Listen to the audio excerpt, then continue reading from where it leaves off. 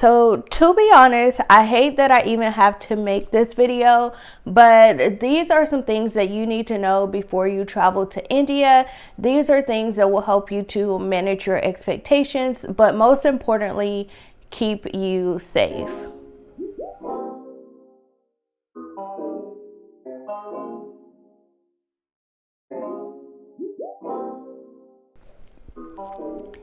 Hey guys, welcome back to my channel. I am Ebony Evaughn, back with another travel tip video for you. In today's video, I'm going to give you some tips and things that you need to know before traveling to India so that you can make sure that you stay safe. Safety is of the utmost important, okay? So if you're watching this video, it's a good chance that you probably saw my first time in India. I did the Golden Triangle tour, and halfway through that video I kind of had a little mini breakdown because your girl was not prepared when I went to India. I didn't realize it was going to be so congested, how the culture was. So you can say I experienced a little bit of culture shock, but also there was a lot of scam culture going on that really kind of just had me overwhelmed and frustrated throughout my trip. So that is what motivated me to make this video right here. Basically, I want to break it down into 3 key parts. The first part, I want to address dealing with hagglers in India and share the tip that my tour guide gave me. We're going to talk about safety, especially if you are going to India as a solo traveler like I did. Do not recommend. We'll get more into that. And then last but not least, I want to just go over some scams to be aware of as a tourist in India. So let's go ahead and start with the hagglers. Now, I am very well traveled. I have been to multiple different countries within India, Asia, the Americas, and we know that hagglers exist, especially in tourist economies, right? People are going to try to sell you things. Now, some places are more aggressive than others, and India is one of those places. So the hagglers in India are very, very, very aggressive. They will actually touch you, knock on your window if you're in a car. It can be overwhelming, but I want to share the advice that my tour guide gave me because I'm that person that loves to be polite. So when I first started on my Golden Triangle tour, you know, hagglers would come up to me and ask to take pictures. Put a pin in that. We'll talk more about that when we get to the scams. But people would ask me to take, if I wanted them to take my picture, and people would ask me, you know, if I wanted to get an umbrella or souvenirs or whatever it is that they were selling. And for me, like, I don't want to just be rude. So I'd be like, no, thank you. No, that's okay. And my tour guide basically explained it to me like this. When you interact, well, you shouldn't interact with the hagglers. So basically, what you have to do is you want to approach it as if you are deaf and blind and you cannot see or hear them. So here's how it was explained to me. My tour guide was basically like, when you say yes, yes means definitely yes.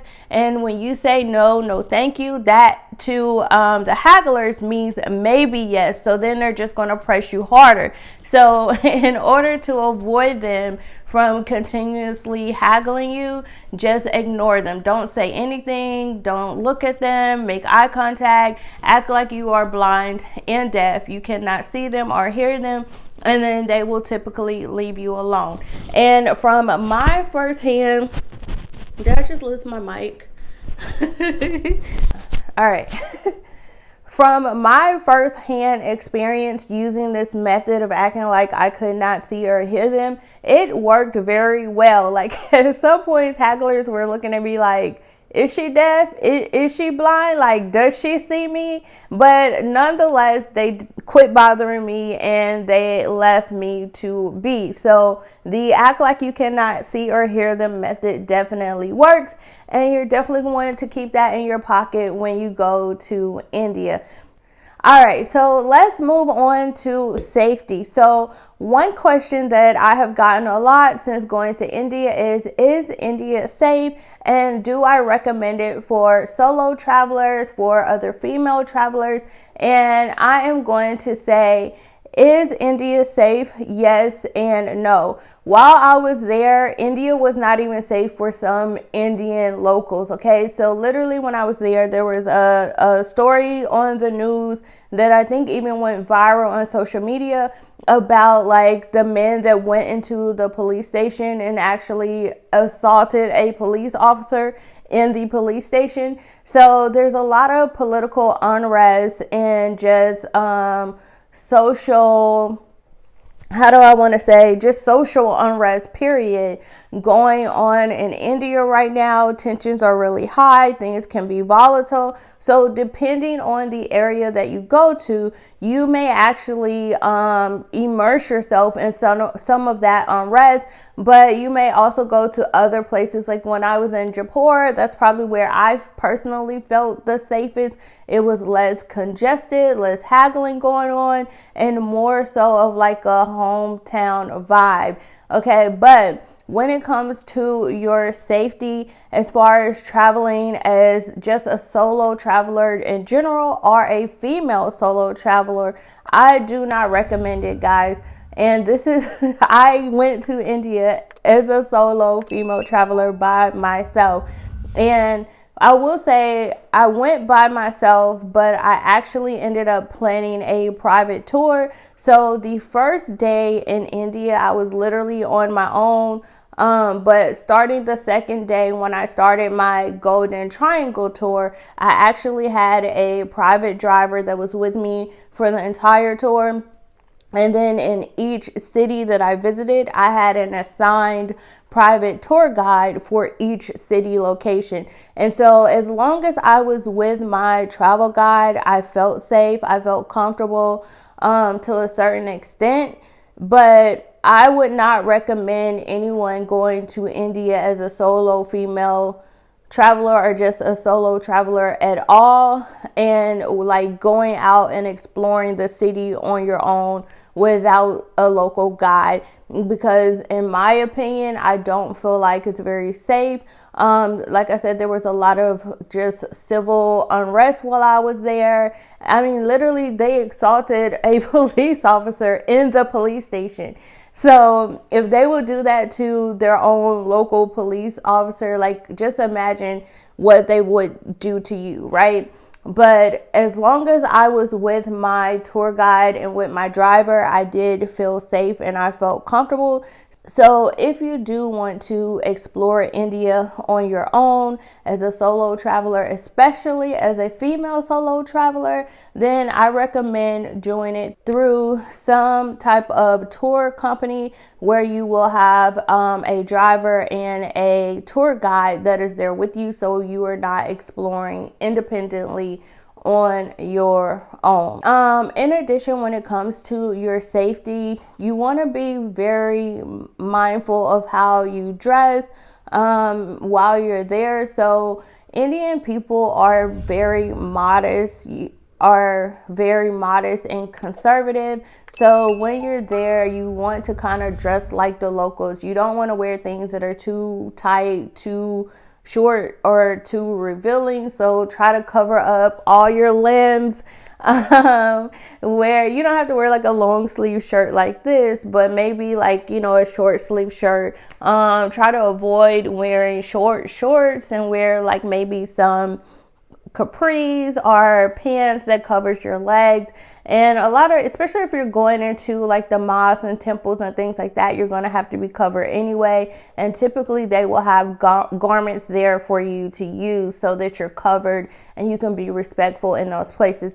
But even when you're just out in common areas while you're exploring the cities, then you want to make sure that you're pretty much covered and you're not, you know, too revealing. Like in America, like it's almost like people go out naked these days, right? People will be in a crop top, a bra, and some short shorts. you don't want to do that in India. Like, it's just a respect thing and just common courtesy. Plus, people are going to know that you're a tourist, and that's just going to open you up to more potential safety hazards, right? All right, so that is all I have when it comes to your safety. You want to make sure that you don't travel alone. Try to get a tour guide or a driver while you're there, so that you have someone who's helping you navigate throughout the city and you're not alone. And then just blending in and not being looking touristy, right? All right, so now I want to get into the last thing that I wanted to cover in this video with things to know before traveling to India. And this is the scams. Scams. Like, I was texting my friend who's getting ready to go to India. By the time this video is posted, they'll probably be there. But I was texting her a long list of things to like look out for, which is what really motivated me to just go ahead and do this video. But while in India, I experienced the most scam culture I've ever seen. It's funny because even when I was texting like some of my friends back home, like one of them sent me the meme of like the call center, and it's like, you know how you get those call warranty people calling you? And so they sent me like a meme of like people in a building in India, like doing those car warranty calls. But anyways, nonetheless, I don't want to talk about car warranty scams. I'm going to talk about the scams that I actually experienced, as in people attempted to do these scams to me, but no one was successful, okay? But I do want you to know that these scams are available. So I kind of mentioned this earlier in the video when I talked about Hagglers. So one thing that you'll notice, and another reason why I was glad that I had a private tour guide in every city, is because as you're exploring different landmarks and different, especially in the tourist attraction areas, you will have random locals that will come up to you and say, hey, do you want me to take your picture? I'll take a picture for you, right?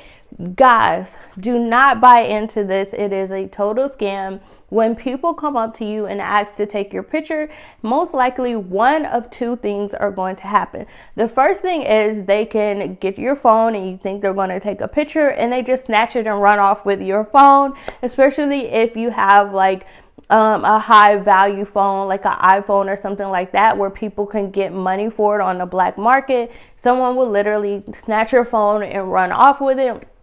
Or number two, the second thing that could happen, and what is most likely to happen, is they will volunteer to take your picture. And once they snap a couple pictures for you, they're going to hold your phone as collateral and say, hey, like, give me money. I just provided a service for you. I took these pictures, and if you want your phone back, then you must pay me. Like, so they're, to you, you feel like they're just being nice and taking pictures for you. But once they actually take your picture, they will demand money from you. And even if you're with a tour guide, your tour guide is not going to say anything to them or step in any way.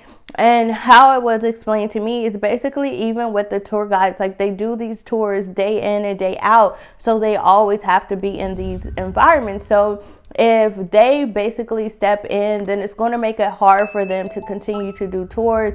They may get beat up. People may, keep them from coming back into the area, and you don't want to make life hard for your tour guide. So if someone asks to take a picture of you, just say no, or do what I mentioned already, is act like you are blind and deaf and cannot see or hear them, and keep it moving. But make sure you hold your personal belongings and your phones very tight and close to you, and you avoid getting pulled into that scam, okay? So in addition to the phone scam, something else that you want to be very mindful of when in India is when it comes to your money. So one thing that I noticed a lot is, even at the hotel that I stayed in the first night, like when I wanted to pay for my room service on my card, he was like, oh, we don't take cards. Like, do you have cash? And then so I gave him cash, and he said, oh, I don't have any change. And I noticed that this was something that happened a lot, is when you give someone rupees and they will say they can't make change. And I think why they do this is because they're hoping that because you're a tourist and you're just rich, obviously if you're traveling, that you'll just say, oh, don't worry about the change. And so you'll just give them whatever the larger bill is and you won't want your change back. So the first night when I was staying in my hotel and I got ready to check out, I had ordered some room service and I tried to use my card and he was like, oh, we don't take cards. And I was like, oh, okay. Well, no, hold on. I wanted to pay with rupees, but he said he couldn't make change. So I was like, oh, that's okay, I'll just use my card. And so he was like, oh, we don't take cards. And I was like, you don't take cards? And so I pulled up on my reservation where it said like what type of money they took, and then I was like, yeah, you do. And I showed him, and so he was like, miraculously, all of a sudden he can make change for my rupees. And so this is something that you'll see a lot is, you know, when you buy something in a shop, whether it's on the street or if it's a brick and mortar type store, often they will tell you that they can't make change. And it's not, in some cases they may not be able to, but the majority of the time they're just checking to see if you're going to just say forget about it and then they can keep your change, right? So another scam that you will see a lot is when people give you change, they will actually shortchange you with the hopes that you don't count it and you don't realize that they didn't give you all your change back. So make sure you always count your change right there before you leave, before you walk away. Because even if you walk away and you go down the street and then you start counting your change and you realize it's not enough, it's not the correct amount, when you go back, they're going to say that you did something like, oh, you must have stuck the rest of it in your pocket or you dropped it or something like that. And so that's going to decrease the chances that you actually do get the correct change. Okay. Now, last but not least, when it comes to scams to look out for when you are in India, this is going to probably most likely occur if you go to Agra and you're going to Taj Mahal. But one thing that I noticed is outside of Taj Mahal is you will have a lot of photographers there that you know, will say, hey, I'll follow you around and I'll take pictures of you. And there's nothing wrong with that. But where the scam comes in is when you're outside getting ready to go into Taj Mahal, they will actually hand you a card that has a very cheap price. And it's like, oh, I'll take pictures for you. And then the package is going to be like, let's say 700 rupees. I don't even know. I can't remember the exact amount or the conversion for like the different rates and stuff, but they'll say, okay, each picture is going to be 50 rupees or 100 rupees and you can get all of your pictures for this set price or this set price.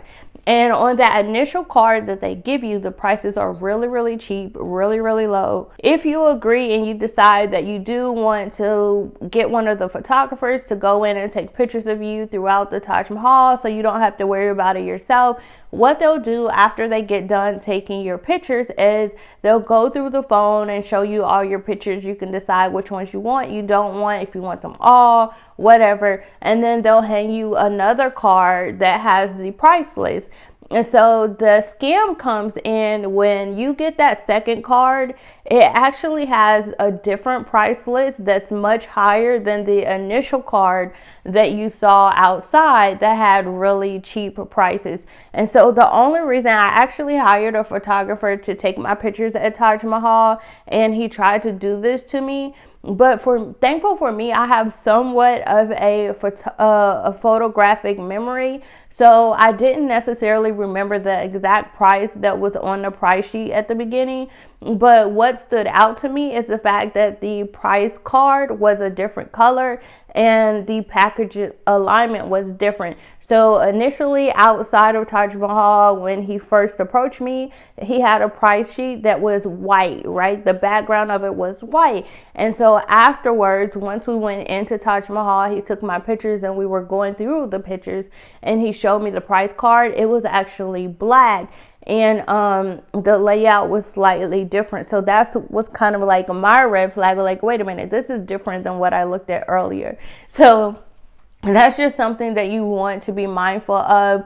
What I would recommend if you do want to hire, listen, for me, it was worth hiring a photographer at Taj Mahal because I didn't have to worry about taking pictures myself. And, you know, instead of taking pictures on my camera, because you can't take your own photography equipment in there. So you really, if you want to have nice pictures, it's kind of best to hire a photographer anyways. But what I recommend you do is, if you decide that you want to use a photographer, then pull out your cell phone, pull out your camera, and take a picture of the price list that they show you. So that way, once you actually take your pictures, if they do try to do a bait and switch and show you a different price list that's much higher than the original one, you have a screenshot of the initial price list so that you can say, no, this is what you told me, right? In case they try to switch and do something different. All right. So those are the tips that I have for you when it comes to traveling to India. You want to make sure that you watch out for hagglers. Use the tip that I got from my tour guide. Act like you cannot see or hear them, and typically they will leave you alone. Make sure you put your safety first. I don't recommend traveling to India alone. If you do, then try to get a tour guide while you're there so that you're not by yourself, and that you try to blend in as much as possible and dress very modest and conservative. And then last but not least, avoid the scams. Don't let people volunteer to take your pictures. Make sure you count your change, and don't get scammed by the photographers at Taj Mahal, okay? So I want to hear from you guys. Let me know down in the comments if you found these tips helpful, if you've actually been to India before, or there's any scams that you're aware of. Help us out. Help out anyone else who's going to be traveling to there, and drop those in the comments as well. All right. Until I upload the next video, I want to thank you guys so much for stopping by my internet home. Make sure you like, comment, and subscribe. Turn on those notifications so you will be the first one to get notified next time I upload another video just like this. In the meantime, feel free to check out these two videos right here, or this playlist if you're really about that life. All right. Bye, y'all.